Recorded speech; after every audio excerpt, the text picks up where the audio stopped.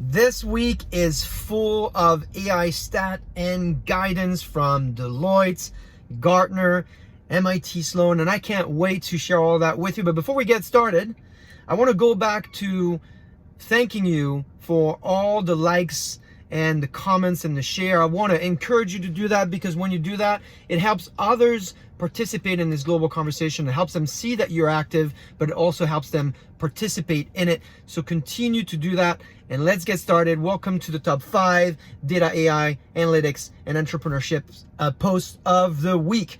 Our first post, talking about engagement. I want to thank Laura, Aaron, Manisha, John, Amit, Dylan, and Ryan, and Michelle, and Stephanie, and the many others of you who have made this first resource go viral this week. It's a MIT Sloan research piece on the analytics dream team.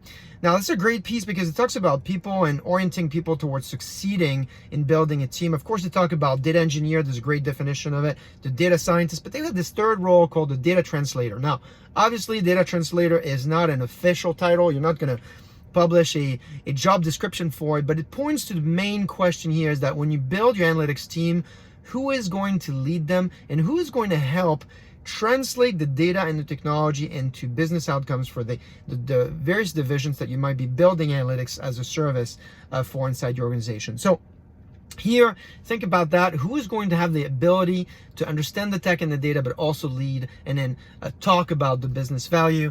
Some people call this person the data whisperer. You can call it whatever you want, but think about that as well. In the piece, they refer to the New Vintage CDO survey, which my good friend Randy Bean and his team do every year, where they talk about typically you think the CDO is taking on that role. But it turns out that we find out that 60% of Fortune 100 companies have a CDO, and this is a big and an important one, only 30% of them, actually probably less than 30% of them, I think it was 28% of them, say that the role is not actually well established and well settled. So you got to think about that as well. Maybe it's not the CDO, but you got to think about who's leading the charter and transforming these data insights and this data infrastructure into business outcomes for the rest of the business. Now, huge shout out to Rita Salam.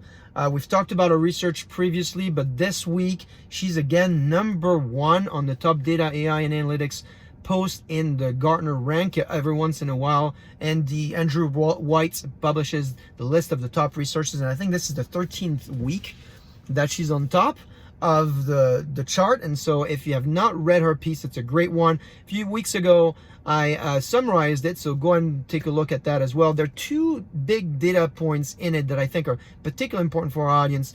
One is her prediction that by the end of 2024, 75% of enterprises will have shifted from piloting to operationalizing AI, and this will drive a 5x increase in streaming data and analytics infrastructure. So you think about the need for real time, the need to upgrade, if you will, your data infrastructure to move at the speed of business. So this is an important one. And in fact, she has another stat that I think is an important one. She says by 2022, that's just a couple years from now, public cloud services will be essential for 90% of data and analytics innovation. So think about yourself. You're going to be here in 24 months thinking about that, and hopefully you'll be ahead of the pack. Now, since we're talking about predictions, I've got another one for you that came out from the good folks at Deloitte, where they found that 74% of executives believe that AI will be integrated in all enterprise applications within the next 3 years. Now, if you remember, often I talk about AI, and I say that AI does not stand for artificial intelligence, but the acronym AI stands for applied and invisible. This is what we're talking about here. This idea that you don't actually buy AI, you get the benefit of AI through technology and integration into your business workflow. So it's applied to your problem, and it's most likely going to be invisible to you as you get value from it, because it will be inside an application. It will be part of a business workflow that you'll be involved in. So this is an important one, and it really will create a revolution, if you will. And since we're talking about the concept of revolution, another shout out to my friend Bernard Marr, whose book just got out, published this week. It's the AI revolution, and he wrote about it on Forbes, an article called "What is the AI Revolution and Why It Matters to Your Business." take a look at his piece. If you've not taken a look at the book yet, I had the honor to review the book and write my review on the back of the book itself. And so it's a great book. Bernard is a great person to follow as well if you're not already following him. In closing, this week we also saw some literature on this concept of DataOps. So what is DataOps? Think about DataOps as DevOps for data.